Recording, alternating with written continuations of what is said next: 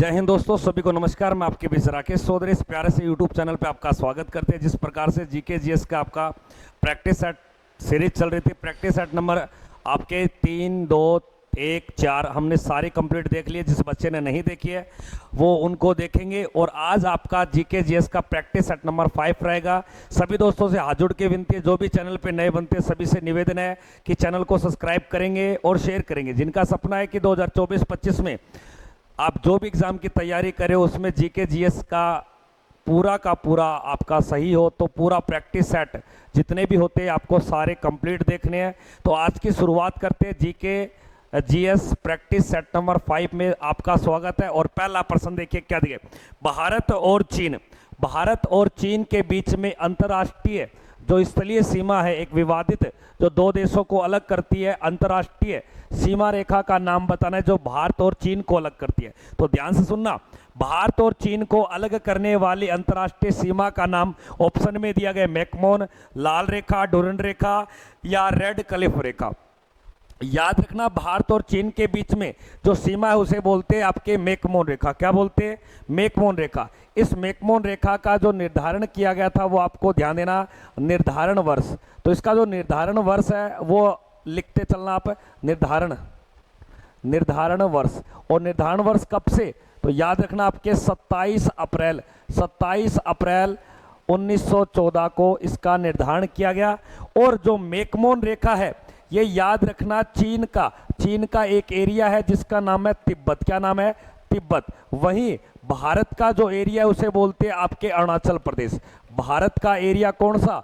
अरुणाचल प्रदेश। तो कई बार पेपर में आता है कि मैकमोहन रेखा भारत के कौन से क्षेत्र के साथ लगती है, तब आपको बताना है भारत का अरुणाचल प्रदेश। और चीन का कौन सा एरिया, तब आपको बताना है तिब्बत एरिया आपको करना है यहाँ पे। लेकिन पेपर में पूछा आता है कि रेड क्लिफ रेखा किन दो देशों के बीच में।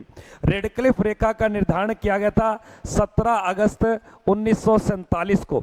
और ये रेखा किन दो देशों के बीच लगती है? तो याद रखना पाक और भारत के मध्य। पाक और भारत के मध्य कौन सी रेखा है? रेड क्लिफ रेखा।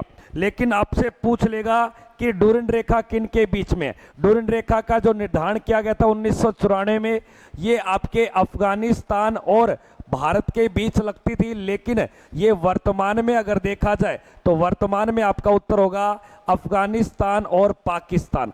अफगानिस्तान और पाकिस्तान के बीच लगने वाली अंतर्राष्ट्रीय स्थलीय सीमा का नाम क्या है?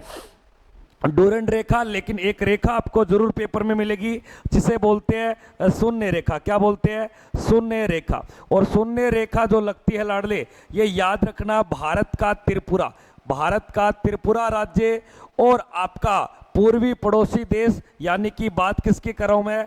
बांग्लादेश। तो बांग्लादेश और त्रिपुरा राज्य के मध्य अंतर्राष्ट्रीय स्थलीय सीमा का नाम क्या है? तो याद रखना शून्य रेखा, जीरो लाइन बोला जाता है। जबकि रेड क्लिफ रेखा बोले तो भारत पाकिस्तान के साथ, मैकमोहन रेखा की बात करें तो भारत चीन के साथ, और डूरंड रेखा की बात करें तो वर्तमान में अफगानिस्तान और पाकिस्तान के साथ। तो ये अक्सर पेपर में पूछे जाते हैं। तो इस प्रश्न का राइट उत्तर हो जाएगा आपके मैकमोहन रेखा। एक छोटा सा प्रश्न बताइए, जो चीन है, चीन के लिए एक प्रश्न याद रखना, विश्व की सबसे बड़ी आपके संसद कौन सी है? तो सबसे बड़ी जो संसद है वो कौन से देश की है? चीन की। और आपसे पूछेगा चीन विश्व में सबसे ज्यादा क्या रखता है? जनसंख्या। तो विश्व में सबसे ज्यादा जनसंख्या रखने वाला देश कौन सा है? चीन।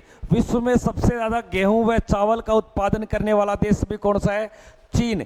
और एक छोटा सा प्रश्न याद रखना, चीन की जो सबसे लंबी नदी है उसे हांगो नदी कहा जाता है, उसे आपके पीली नदी कहा जाता है। इसलिए हांगो नदी का चीन का शोक कहलाती है। तो चीन का शोक किस नदी को बोला है? हांगो नदी को। और चीन की राजधानी याद रखना आपके क्या है? तो आपका राइट उत्तर बनेगा सर, चीन की राजधानी बीजिंग है। और 2008 के ओलंपिक खेल बीजिंग में हुए थे। और चीन के बारे में प्रश्न सुनना, चीन और भारत के बीच में कौन सी रेखा लगी है? तो बोलोगे मैकमोहन रेखा। जबकि चीन और भारत के बीच में एक युद्ध हुआ था, कब? 1962 का, जिसमें विजेता कौन रहा था भैया? चीन रहा था। और हार कौन सा देश गया था? भारत। भारत और चीन के बीच में एक रेशम मार्ग है जिसे नाथुला दर्रा बोलते हैं। तो प्रश्न आता है नाथुला दर्रा भारत के किस राज्य में है, तो याद रखना चीन में। तो इस प्रश्न का जो राइट उत्तर है वो आपको याद रखना है ऑप्शन संख्या पहला। अगले प्रश्न में देखिए क्या दिया, नेक्स्ट प्रश्न कि स्वाधीन भारत या बोल सकते हो स्वतंत्र भारत, क्या बोलोगे, स्वतंत्र, स्वतंत्र भारत, स्वतंत्र भारत,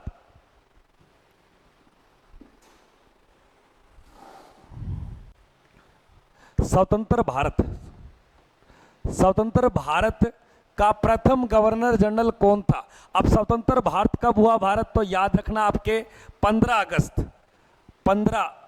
15 अगस्त 1947 को। और उस समय भारत का गवर्नर जनरल बताए या आपके वाइस रॉय, तो उस समय जो वाइस रॉय था वो लॉर्ड माउंटबेटन, सी राजगोपालाचार्य, आपके JL नेहरू या डॉक्टर राजेंद्र प्रसाद। यहां पर 2-3 बातें सुनना। अगर आपसे प्रश्न आ जाए डॉक्टर राजेंद्र प्रसाद का संबंध क्या है, तो याद रखना आपके 24 जनवरी 1950 को इसे देश का क्या बना दिया गया, राष्ट्रपति। तो कई बार प्रश्न आता है कि हमारे संविधान सभा अध्यक्ष कौन थे, डॉक्टर राजेंद्र प्रसाद, और डॉक्टर राजेंद्र प्रसाद को हमारे देश का क्या बनाया गया, तो याद रखना देश का पहला राष्ट्रपति। दूसरा सुनना, सी राजगोपालाचार्य कौन था, तो आप करोगे स्वतंत्र भारत का अंतिम गवर्नर जनरल, स्वतंत्र भारत का अंतिम गवर्नर जनरल। और प्लस में याद रखना प्रथम भारतीय गवर्नर जनरल कौन था, सी राजगोपालाचार्य। वहीं पे पंडित जवाहरलाल नेहरू, ये हमारे देश का फर्स्ट क्या था, प्रधानमंत्री। और इसके समाधि स्थल को बोलते हैं आपके शांति वन। और डॉक्टर राजेंद्र प्रसाद हमारे देश का क्या बना, आपके देश का पहला राष्ट्रपति। लेकिन यहां प्रश्न पूछा है स्वतंत्र भारत 1947 में लॉर्ड माउंटबेटन आपके क्या था, गवर्नर जनरल। लेकिन 3 प्रश्न सुनना। अगर आपसे प्रश्न आ जाए भारत का पहला गवर्नर जनरल, भारत का प्रथम गवर्नर जनरल कौन था, तो याद रखना लॉर्ड विलियम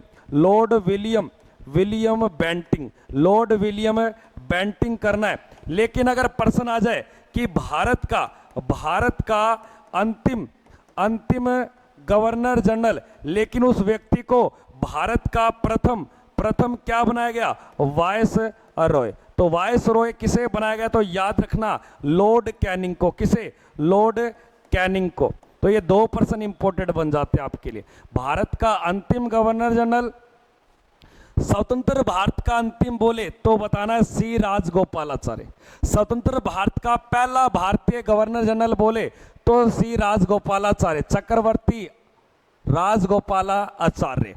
और स्वतंत्र भारत का पहला आपको गवर्नर जनरल बोले या ब्रिटिश व्यक्ति बोले तो लॉर्ड माउंटबेटन आपको बताना है। तो इस प्रश्न का राइट उत्तर हो जाएगा आपके ऑप्शन संख्या ए, ऑप्शन बिल्कुल है। एक छोटा सा प्रश्न पूछना चाहता हूं, स्वतंत्र भारत किस वर्ष हुआ था, 15 अगस्त 1947 को। और स्वतंत्र भारत किससे स्वतंत्र हो रहा है, तो याद रखना पाकिस्तान से। कब, किससे भैया, पाकिस्तान। तो पाकिस्तान का जो दिवस है वो एक दिन पहले याद रखना है 14 अगस्त को। लेकिन भारत का स्वतंत्रता दिवस किस तारीख को मनाया जाता है, 15 अगस्त को। स्वतंत्रता दिवस पर दिल्ली के लाल किले पे राष्ट्रीय ध्वज को जो फहराने का कार्य है वो देश के प्रधानमंत्री का कार्य है। लेकिन जिस दिन संविधान लागू हुआ, भारत गणतंत्र बना, यानी कि 26 जनवरी को दिल्ली के लाल किले पर राष्ट्रीय ध्वज फहराने का कार्य भारत का राष्ट्रपति हो या अन्य देश का मुख्य अतिथि राष्ट्रपति फहराता। तो 2 बात याद रखना, 15 अगस्त को प्रधानमंत्री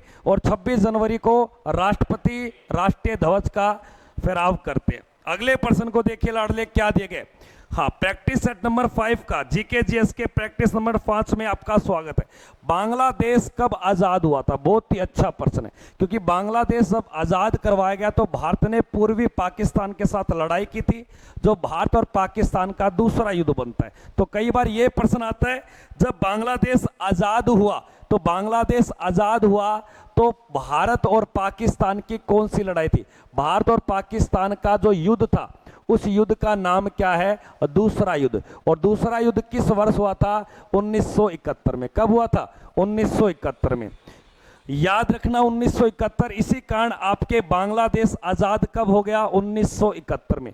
बांग्लादेश के बारे में 2% बहुत ज्यादा पेपर में फेमस होते हैं कि बांग्लादेश की संसद का नाम क्या है। बांग्लादेश की संसद को बोलते हैं जातीय संसद। क्या बोलती है? जातीय संसद कहा जाता है। ये आपको ध्यान देना। बांग्लादेश के अंदर जो करेंसी चलती है उसे मुद्रा, यानी कि यहाँ की मुद्रा को टका बोलते हैं। क्या बोलते हैं? टका। जबकि बांग्लादेश के अंदर जो आपके राजधानी है, बांग्लादेश की राजधानी, वो याद रखना उसे कहा जाता है भैया आपके ढाका। क्या बोलते हैं? ढाका। याद रखना जब सार्क संगठन की स्थापना की गई थी तो पहली बार सार्क संगठन का हेडक्वार्टर कहां बनाया गया था? ढाका में। और एक पर्सन याद रखना, बांग्लादेश भारत का सबसे सबसे सबसे नजदीक पूर्वी देश है। तो पूर्वी देश भारत के पास में कौन सा पड़ता है? बांग्लादेश। एक छोटा सा प्रश्न है, बांग्लादेश और भारत का एक राज्य लगता है त्रिपुरा। क्या लगता है? त्रिपुरा। इन दोनों के बीच की सीमा रेखा का नाम क्या है? सीमा रेखा। उसे क्या बोलते हैं? Zero line. क्या बोलते हैं? जीरो लाइन, या इसे शून्य रेखा। थोड़ी देर पहले प्रश्न आया था उसमें मैंने बताया था। बांग्लादेश में सर्वाधिक होता क्या है? तो याद रखना बांग्लादेश में सर्वाधिक चावल हो गया, प्लस में जूट हो गया, ये फसलें ज्यादा होती है। बांग्लादेश के पास में एक जल क्षेत्र लगता है जो हिंद महासागर का एरिया, इसे बोलते हैं बंगाल की खाड़ी। अगर प्रश्न आ जाए भारत की सबसे बड़ी खाड़ी कौन सी है, तो याद रखना बंगाल की खाड़ी। दो बातें सुनना, एक नदी है ये आपके गंगा। क्या नदी है? गंगा। और एक नदी ऊपर से आ रही है, इस नदी का नाम है ब्रह्मपुत्र। क्या नाम है? ब्रह्मपुत्र। और ये दोनों नदियां आपके बांग्लादेश में आ गई। किस में आ गई है भैया? बांग्लादेश में। अब कई बार प्रश्न आता है कि बांग्लादेश में ब्रह्मपुत्र को क्या बोलते हैं। जब बांग्लादेश में ब्रह्मपुत्र आई है तो इसको बोला है जमुना। क्या बोला है? जमुना। उसी प्रकार गंगा नदी जब बांग्लादेश में आई तब इसको क्या बोला है? पद्मा। तो ये पेपर में 2 बार आते हैं कि बांग्लादेश में ब्रह्मपुत्र का नाम क्या है? जमुना। बांग्लादेश में गंगा का नाम क्या है? तो याद रखना पद्मा। जब पद्मा और जमुना आगे दोनों एक साथ बहती है, इनकी संयुक्त जलधारा को बोलते हैं मेघना। क्या बोलते हैं? मेघना। और यहीं पे विश्व का सबसे ज्यादा अपसाद, मिट्टी, कंकर, पत्थर इकट्ठा होता है और ऐसे क्षेत्र को डेल्टा बोलते हैं। क्या बोलते हैं? डेल्टा। और इस डेल्टा का नाम है सुंदरवन। क्या नाम है? सुंदरवन डेल्टा। तो कई बार प्रश्न आता है सुंदरवन डेल्टा कौन से देशों के निकट स्थित है? तो याद रखना बांग्लादेश और भारत के। लेकिन ये सुंदरवन का जो डेल्टा बनता है ये कहां पे बना हुआ है? तो याद रखना बंगाल की खाड़ी में। तो कई बार ये प्रश्न आता है कि बंगाल की खाड़ी या विश्व का सबसे बड़ा डेल्टा कौन सा है? सुंदरवन डेल्टा। सुंदरवन डेल्टा किन 2 नदियों ने बनाया है? ब्रह्मपुत्र और गंगा नदी। अगर ऑप्शन में ना हो तो पद्मा और किसने बनाया? जमुना। और जमुना पद्मा दोनों ना हो तो किसने बनाया है? मेघना। तो याद रखना ब्रह्मपुत्र नदी को अंत में क्या बोलते हैं? मेघना। जबकि ब्रह्मपुत्र नदी को बांग्लादेश में क्या बोला है? जमुना। और बांग्लादेश में गंगा नदी को क्या बोला है? पद्मा। एक छोटा सा प्रश्न, भारत की सबसे लंबी नदी बोले तो क्या बताओगे? भारत से होकर बहने वाली सबसे लंबी नदी बोले तो क्या बताओगे? ब्रह्मपुत्र। बांग्लादेश की सबसे लंबी नदी कौन सी है? ब्रह्मपुत्र। बांग्लादेश को नदियों का देश बोलते। किसका देश बोलते? नदियों का। जबकि नहरों का देश पाकिस्तान को और झीलों का देश फिनलैंड को कहा जाता है। सफेद हाथियों का देश थाईलैंड को बोलते। अगला प्रश्न देखिए, बिल्कुल लाओस को। भारत का राष्ट्रीय खेल क्या है? यहां पर जितने भी राष्ट्रीय प्रतीक है वो सारे पता होने चाहिए सभी को। जैसे राष्ट्रीय गान, राष्ट्रीय गीत, राष्ट्रीय पंचांग, राष्ट्रीय प्रथम व्यक्ति, राष्ट्रीयकृत बैंक, राष्ट्रीय जलीय जीव, राष्ट्रीय वृक्ष, राष्ट्रीय पक्षी, राष्ट्रीय पशु, राष्ट्रीय आपके पुष्प। तो यहां याद रखेंगे राष्ट्रीय आपके खेल पूछे तो क्या बताओगे? हॉकी। हॉकी किस देश का और खेल है? तो याद रखना पाकिस्तान का। एक छोटा सा प्रश्न सुनना, हॉकी के प्रमुख कप पूछ लेगा आपसे, कौन कौन से कप दिए जाते हैं। तो हॉकी में जो प्रमुख कप है, एक का नाम है रंगास्वामी। क्या नाम है? रंगास्वामी। और एक का नाम है आपके आगा खां कप। किस में दिया जाता है? हॉकी में। और एक आपके मिलता है इसमें मेजर ध्यानचंद। लेकिन हॉकी का सबसे प्राचीन जो कप है, प्राचीन कप, वो याद रखना वो कौन सा है, बेटन कप। लेकिन इस हॉकी खेल ने ही भारत को विश्व में पहचान दिलवाई। ऐसा क्यों? क्योंकि हॉकी खेल में भारत ने जो ओलंपिक है, ओलंपिक में 8 गोल्ड मेडल जीते हैं, गोल्ड पदक। तो कई बार प्रश्न आता है कि भारत के हॉकी टीम ने गोल्ड मेडल ओलंपिक में कितने जीते हैं? 8 जीते। ये आपको याद रखना है, कई बार आते। इसी प्रकार हॉकी से जुड़ा हुआ एक व्यक्ति याद रखना, जिस व्यक्ति का नाम है मेजर ध्यानचंद। और ध्यानचंद को क्या बोला है? हॉकी का जादूगर। तो हॉकी का जादूगर कौन है? मेजर ध्यानचंद। और इस मेजर ध्यानचंद का जो बर्थडे, और बर्थडे को मैं बोल सकता हूं जयंती। क्या बोल सकता हूं? जयंती। तो कई बार प्रश्न आता है कि इसकी जयंती कब आती है? 29 अगस्त को। और इसी दिन हम बनाते हैं राष्ट्रीय खेल दिवस। क्या बनाते हैं?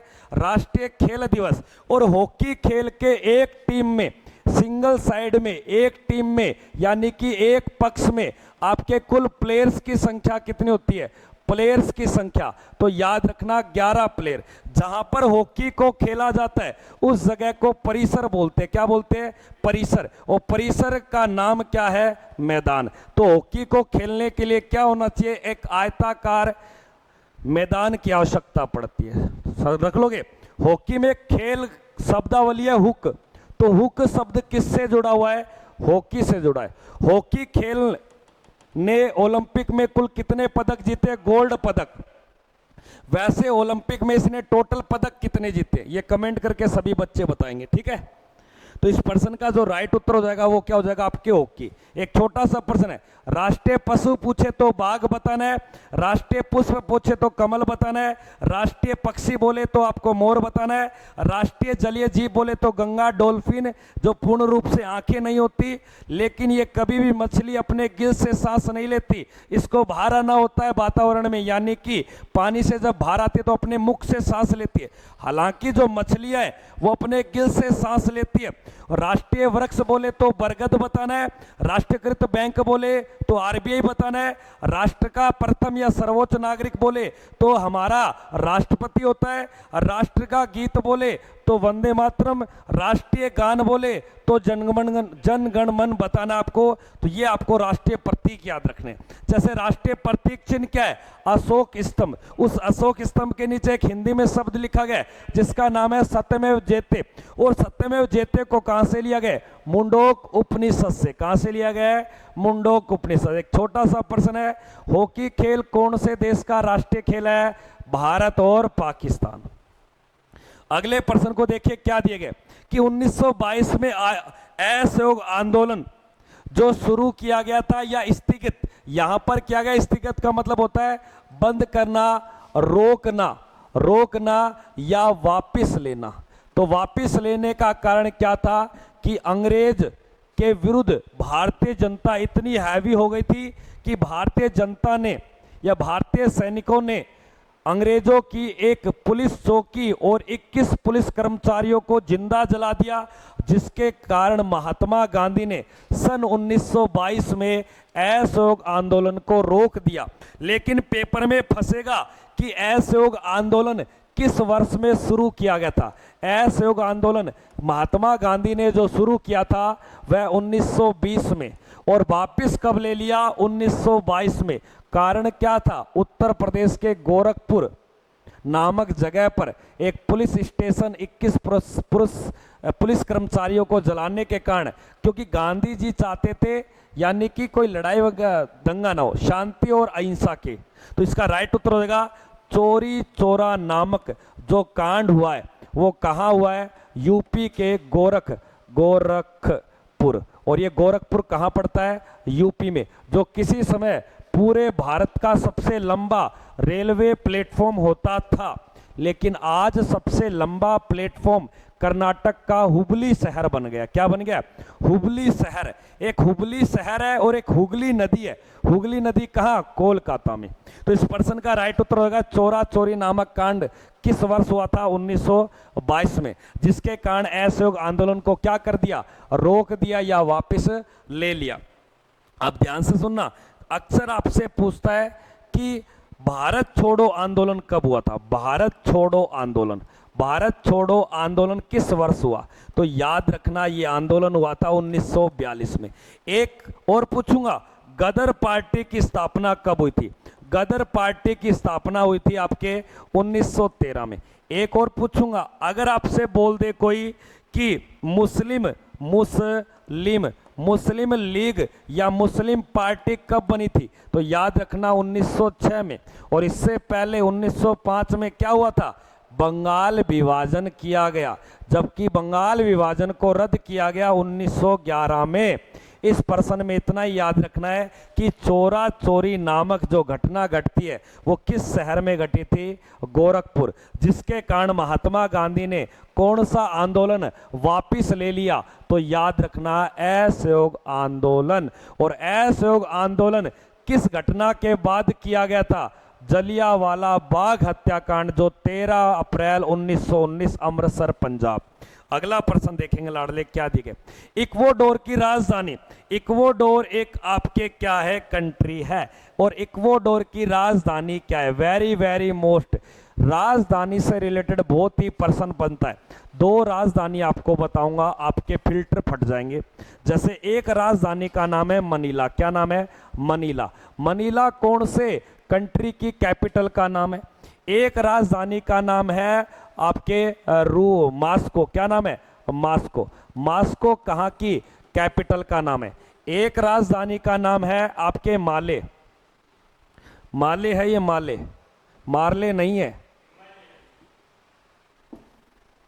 अरे तेरी दादी को भी आएगी, अड़ा पड़ी है, याद रखना माले। क्या बताओगे, माले। और एक राजधानी का नाम है, याद रखना आपके काबुल, क्या नाम है, काबुल। अब ये सारी बातें बताओ, ये कहाँ की कैपिटल है। काबुल की बात की जाए तो ये भारत का उत्तरी पश्चिमी राज्य है, जिसका नाम है आपके अफगानिस्तान। क्या है भैया, अफगानिस्तान। माले पूछे तो ये बताओगे मालदीप की, किसकी है, मालदीप की। वहीं पे मास्को पूछे तो ये किसकी है, रूस की है। मनीला की अगर बात की जाए तो ये फिलीपींस देश की, किसकी है भैया, फिलीपींस। और यहीं से एशिया का सबसे बड़ा रेमन मैग्सेस अवार्ड दिया जाता है, जिसे एशिया का नोबेल पुरस्कार बोलता है। फिलीपीन देश, मनीला, मास्को, माले, काबुल। और एक और बता दो मुझे, अगर किसी को पता है, कैनबरा किसकी है, कैनबरा, याद रखना ये ऑस्ट्रेलिया की, किसकी है, ऑस्ट्रेलिया की। एक छोटा सा प्रश्न पूछना चाहता हूं, अगर प्रश्न आ जाए भारत की राजधानी, भारत की राजधानी क्या है, तो बोलोगे सर नई दिल्ली। और नई दिल्ली से जो बनी थी पहले वो क्या थी, कलकत्ता।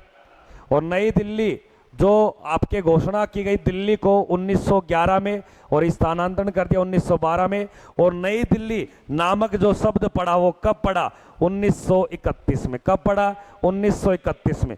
एक दिन के लिए इलाहाबाद उत्तर प्रदेश का शहर को बनाई गई थी राजधानी। इसका राजधानी का नाम हो जाएगा कविटो। क्या है भैया, कविटो। कहाँ की कैपिटल है, इक्वाडोर की। कहाँ की भैया, इक्वाडोर की। तो इस प्रश्न में इतनी ही बात याद रखोगे। अगले प्रश्न की ओर बढ़ते हैं, क्या दिया गया, यूनिसेफ का मुख्यालय कहाँ पे पड़ता है। यूनिसेफ का मुख्यालय कहाँ है। आपको हेडक्वार्टर बहुत पूछेगा, जैसे आपसे पूछ लेगा WHO का हेडक्वार्टर कहाँ पर है, WTO का हेडक्वार्टर पूछ लेगा, विश्व रेड क्रॉस संगठन का हेडक्वार्टर पूछ लेगा आपसे, और पूछ लेगा आपसे UNO का हेडक्वार्टर, आपसे पूछ लेगा सार्क संगठन का हेडक्वार्टर कहाँ पर है, आपसे पूछ लेगा आसियान संगठन का हेडक्वार्टर कहाँ पर है, आपसे पूछ लेगा ये वाला जिसका नाम क्या है, ये एशियन डेवलपमेंट बैंक का ADB का हेडक्वार्टर पूछ लेगा। ये चारों पांचों बताइए। अगर ऊपर के तीनों पूछे तो एक ही शब्द बोलना है, जनेवा। क्या बोलोगे, जनेवा। क्या बताओगे भैया, जनेवा आपको बताना है। ठीक है, यहां तक किसी को कोई दिक्कत नहीं होगी मेरे हिसाब से। जबकि UNO की बात बोले तो कहां बताओगे, न्यूयॉर्क में। और न्यूयॉर्क में ही कौन सा पड़ता है? यूनिसेफ। क्या पड़ता है? यूनिसेफ। इसको न्यूयॉर्क कर लेना, न्यूयॉर्क। अब सुनना मेरी बात, अगर सार्क संगठन का मुख्यालय बोले तो ये नेपाल की राजधानी का नाम क्या है? काठमांडू। क्या नाम भैया? काठमांडू। और जबकि आसियान संगठन है जिसके 10 देश है, इसका मुख्यालय पड़ता है जकार्ता में। कहां पड़ता है?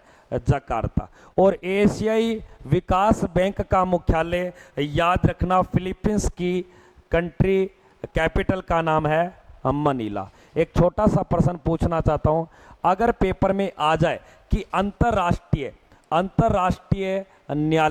न्यायालय का मुख्यालय कहां पर है, तो बताना है द हैग। और द हैग कहां पड़ता है? नीदरलैंड में। कहां पड़ता है लाडले? नीदरलैंड में। तो इस प्रश्न का जो राइट उत्तर है, यूनिसेफ का मुख्यालय कहां है? न्यूयॉर्क में। और न्यूयॉर्क में कौन से संगठन का हो रहा है? आपके यूएनओ। लेकिन याद रखना, अक्सर पेपर में पूछा जाता है कि यूएनओ दिवस किस तारीख को मनाया जाता है, और यूएनओ जो दिवस है वो 24 अक्टूबर को मनाया जाता है। जबकि डब्ल्यूएचओ संगठन किस तारीख को मनाया जाता है? तो याद रखना 7 अप्रैल को, क्योंकि उस दिन हम विश्व स्वास्थ्य दिवस मनाते हैं। वर्ल्ड हेल्थ ऑर्गेनाइजेशन संगठन 1948, ये 1945 में, ये 1985 में, आसियान 1967 में, एशियाई विकास बैंक 1966 में, WTO याद रखना आपके 1995 में, रेड क्रॉस आपके 1900 नहीं 1863 में। अगले प्रश्न को देखिए क्या दिया गया। नेक्स्ट प्रश्न कि कुचिपुड़ी, यहां इसको कुच्ची करना, कुच्ची पुच्ची मत करना, कुच्ची करना, कभी पुच्ची कर दो। वैसे एक पुच्ची दिवस भी आता है। पुच्ची का मतलब होता है चुम्मा, चुम्बन डे। पुच्ची, पुच्ची, पुच्ची, पुच्ची को बोलते हैं किस्सी। क्या बोलते हैं? किस्सी, यानी कि किस को बोलते हैं? चुम्मा। एक चुम्मा तो मुझको उधार दे दे, बदले में यूपी बिहार ले ले। तो पुच्ची या किस्सी या चुम्मा दिवस कब आता है? याद रखना 13 फरवरी को आता है। जब फरवरी के कई सारे आप पूरा वीक सेलिब्रेशन करोगे, अपनी लौंडिया को कभी गुलाब दोगे, कभी लौंडिया को लोगे, कभी क्या करोगे, पता नहीं क्या क्या आएगा। ये राम बचाए इससे। तो याद रखना आपके कुचिपुड़ी कहाँ का लोक नृत्य? तो कुचिपुड़ी जो लोक नृत्य है वो आपके कहाँ का है? याद रखना आंध्र प्रदेश का। और आंध्र प्रदेश का कुचिपुड़ी एक कैसा नृत्य है? ये एक शास्त्रीय नृत्य है। शास्त्रीय नृत्य।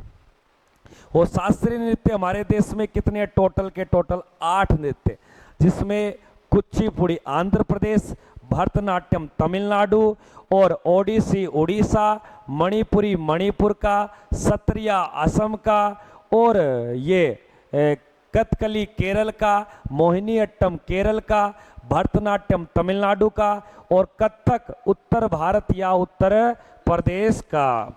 अगले प्रश्न को देखिए, यहां राइट उत्तर हो जाएगा आंध्र प्रदेश। एक छोटा सा प्रश्न बताइए, आंध्र प्रदेश भाषा के आधार पे बनने वाला पहला राज्य। तो मेरी बात सुनना, भाषा के आधार पर बनने वाला प्रथम राज्य। तो प्रथम राज्य कौन था? तो याद रखना आपके कौन सा? आंध्र प्रदेश। और कब बना था? 1 अक्टूबर 1953 को। और इस आंध्र प्रदेश में सर्वाधिक जो उत्पादन होता है, वो याद रखना आपके तंबाकू। तो भारत में तंबाकू उत्पादन करने वाला राज्य कौन सा है? आंध्र प्रदेश। इस आंध्र प्रदेश में एक झील पड़ती है। क्या पड़ती है? एक झील है, उस झील का नाम है पुलिकट। क्या नाम है? पुलिकट। तो पुलिकट झील, और इसके अंदर एक द्वीप बना हुआ है। क्या बना हुआ है? एक द्वीप बना हुआ है। उस द्वीप का नाम है श्री हरिकोटा। और इस श्री हरिकोटा से भारत के जितने भी उपग्रह उनको लॉन्च किया जाता है, उनको छोड़ा जाता है। यहीं पे एक अंतरिक्ष ध्वज केंद्र बना हुआ है जिसका नाम है सतीश धवज अंतरिक्ष केंद्र। तो कई बार प्रश्न आता है कि सतीश धवज अंतरिक्ष केंद्र भारत के कौन से राज्य में है? तो याद रखना आपके आंध्र प्रदेश में। और ये सतीश धवज अंतरिक्ष केंद्र से ही भारत का पहला उपग्रह आर्यभट्ट को छोड़ा गया था 1975। तो यहां पर राइट उत्तर क्या हो जाएगा आपके ऑप्शन संख्या बी। अगले प्रश्न को देखिए क्या दिया गया। भारत का वयोमेदेश्वर, इसको बोलते हैं वृद्धतम पुरुष,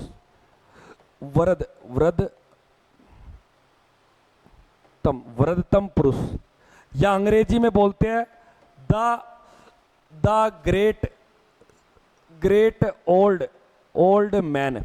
तो भारत का द ग्रेट ओल्ड मैन किस व्यक्ति को बताया, सबसे बड़ा पुरुष भारत का किसको बताया गया, बताते चले मुझको। कल कॉलेज बंद हो जाएगा, तुम अपने घर को जाओगे, फिर एक लड़का एक लड़की से जुदा हो जाएगा, मिल नहीं पाएगा। मिलने की कोशिश करना, वादा कभी ना करना, वादा टूट जाता है।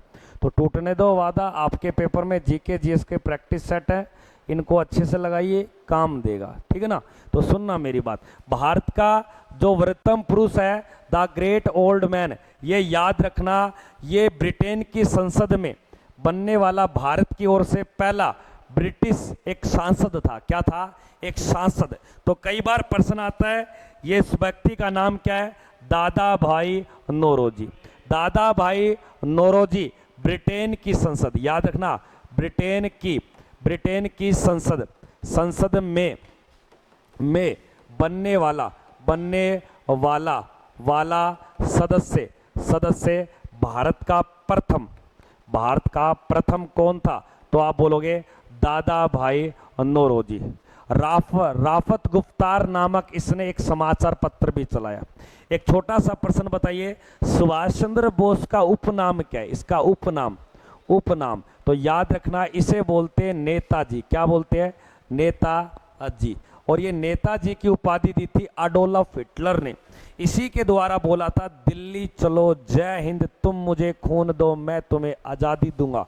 और 1943 में जो 1942 में बनाई गई आज़ाद हिंद फौज, उसको बाद में ये सरकार का नाम देता है, कहाँ से, सिंगापुर से। तो कई बार प्रश्न आता है आज़ाद हिंद सरकार का गठन 1943 में किस व्यक्ति के द्वारा। तो याद रखना नेताजी सुभाष चंद्र बोस के द्वारा। नेताजी सुभाष चंद्र बोस ने महात्मा गांधी को राष्ट्रपिता का नाम दिया।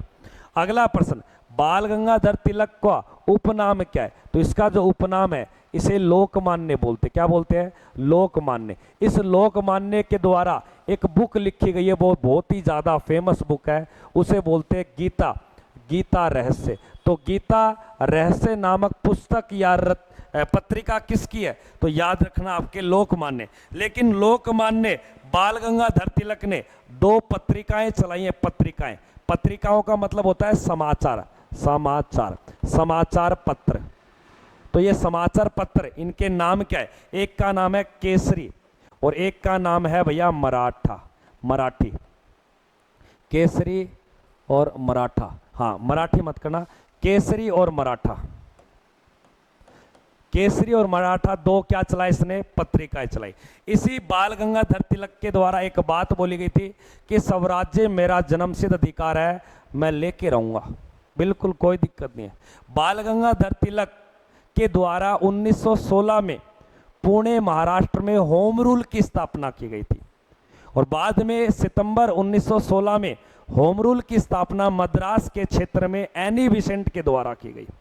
एनी बिसेंट 1916 के बाद 1917 में कांग्रेस की लीडर बनने वाली पहली महिला। कई बार प्रश्न आता है भारतीय राष्ट्रीय कांग्रेस पार्टी की पहली महिला अध्यक्ष कौन थी, एनी बिसेंट, जबकि भारतीय राष्ट्रीय कांग्रेस पार्टी की पहली भारतीय महिला अध्यक्ष सरोजनी नायडू। अगला प्रश्न देखिए महात्मा गांधी। तो महात्मा गांधी के बारे में बहुत बातें हैं, यहां पर 2 प्रश्न आपको बताता जो पेपर में पूछता है। आपसे पूछेगा महात्मा गांधी का उपनाम क्या है। तो याद रखना राष्ट्रपिता, महात्मा, अर्धनगन फकीर, बापू, देशद्रोही भी कहा जाता है किसको, महात्मा गांधी को। ध्यान से सुनना, महात्मा गांधी ने जो जन्म लिया था ये गुजरात के काठियावाड़ जिले का एक गांव पड़ता है पोरबंदर, जो 2 अक्टूबर 1869 को महात्मा गांधी का एक वैश्य परिवार में जन्म होता है। महात्मा गांधी के पिता का नाम याद रखना करमचंद गांधी, जबकि इनका नाम था मोहनदास। क्या नाम था? मोहनदास। तो इसने पूरा नाम यूज किया मोहनदास करमचंद गांधी। बताते हैं कि बाप बेटे दोनों ने वकालत की है।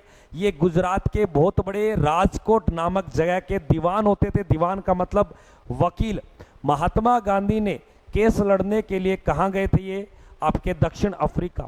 और दक्षिण अफ्रीका में ये जाते हैं 1893 और वहां से लौटते 1915 में। और 1915 में जब लौटे भारत में तो युद्ध चल रहा था जिसका नाम था प्रथम वर्ल्ड वार।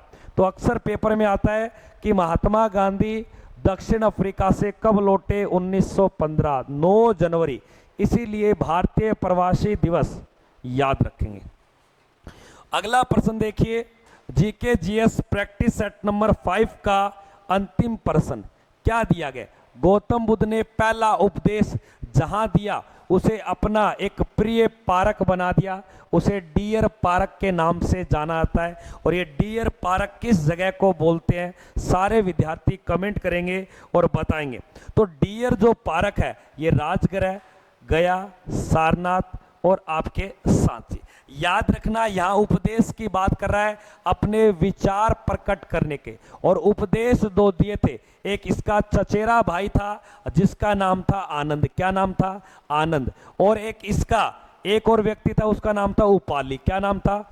उपाली। तो आनंद व उपाली महात्मा बुद्ध के पहले क्या बने थे? स्टूडेंट्स। क्या बने थे? शिष्य बने।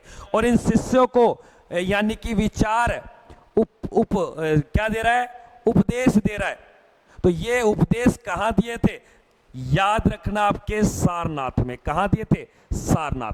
जबकि महात्मा बुद्ध को गया नामक जगह से क्या प्राप्त होता है? ज्ञान की प्राप्ति प्राप्त होती है। लेकिन अशोक के द्वारा निर्मित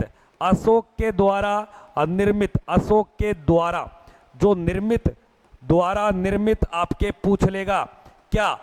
स्तूप। क्या पूछ लेगा? स्तूप। और इसका स्तूप का नाम क्या है? सांची का स्तूप। कहां पड़ता है? एमपी में। तो ये कई बार प्रश्न आता है, एमपी के स्तूपों का निर्माण किस राजा या शासक के द्वारा? अशोक के द्वारा। एक छोटा सा देखो, गया बिहार में पड़ता है। जैसे ही ज्ञान की प्राप्ति हुई तो बहुत बातें बदलाव हुई। बौद्ध धर्म में सभी के आगे क्या शब्द लिखने लग गए? बुद्ध शब्द लिखने लग गए। क्या लिखने लग गए?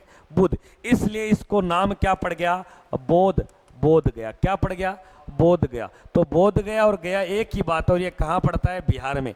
यहाँ पर महात्मा बुद्ध को ज्ञान प्राप्त हुआ था। महात्मा बुद्ध ने जो अपना जन्म लिया है वो याद रखना लुम्बिनी। और लुम्बिनी पड़ता है नेपाल में। जबकि महात्मा बुद्ध को जो मोक्ष या मृत्यु हुई वो उत्तर प्रदेश के कुशीनगर, जिसे बौद्ध धर्म के सिद्धांत में क्या कहा जाता है? महापरिनिर्वाण। जबकि जब महात्मा बुद्ध ने 29 वर्ष की आयु में गृह त्यागा तो गृह त्याग की घटना को कहा जाता है महाभिनिष्क्रमण। क्या बोलते हैं? महाभिनिष्क्रमण। महात्मा बुद्ध के पिता का नाम था, जो नेपाल के कपिलवस्तु के प्रधानमंत्री थे, जिसे शूद्रोधन बोलते। जबकि महात्मा बुद्ध की माता का नाम था महामाया, जो महात्मा बुद्ध को जन्म देने के 7वें दिन मर जाती है। लेकिन महात्मा बुद्ध का लालन पालन पोषण प्रजापति, पहली बौद्ध धर्म की भिक्षुकणी, और नाम आता है प्रजापति गौतमी के द्वारा। इसलिए महात्मा बुद्ध का जो नाम है वो गौतम बुद्ध पड़ा था। आपको याद रखना है। महात्मा बुद्ध ने एक बेटा है जिसका नाम क्या है? आपके राहुल। क्या नाम है? राहुल। महात्मा बुद्ध का जो बचपन का नाम था वो सिद्धार्थ। याद रखना। महात्मा बुद्ध किस धर्म से जुड़े हुए हैं? ये सारे विद्यार्थी कमेंट करके बताएंगे। जिन्होंने अभी तक जीके जीएस 2024-25 के एग्ज़ाम का सपना लिया है कि अब की बार वर्दी हमारे पास या हमारे कंधों पे अपने माता पिता का नाम रोशन करना है, माता पिता की आंखों में अब आंसू नहीं, उनके चेहरे पर खुशियां होनी चाहिए। तो ये सारे विद्यार्थी जीके जीएस का प्रैक्टिस सेट नंबर 5 1 से लेकर 5 कंप्लीट हो चुके हैं। अगर आपको अच्छे लगे तो वीडियो को लाइक करेंगे, चैनल को सब्सक्राइब करेंगे। मिलते हैं एक और नए प्रैक्टिस सेट में। तब तक के लिए जय हिंद, वंदे मातरम।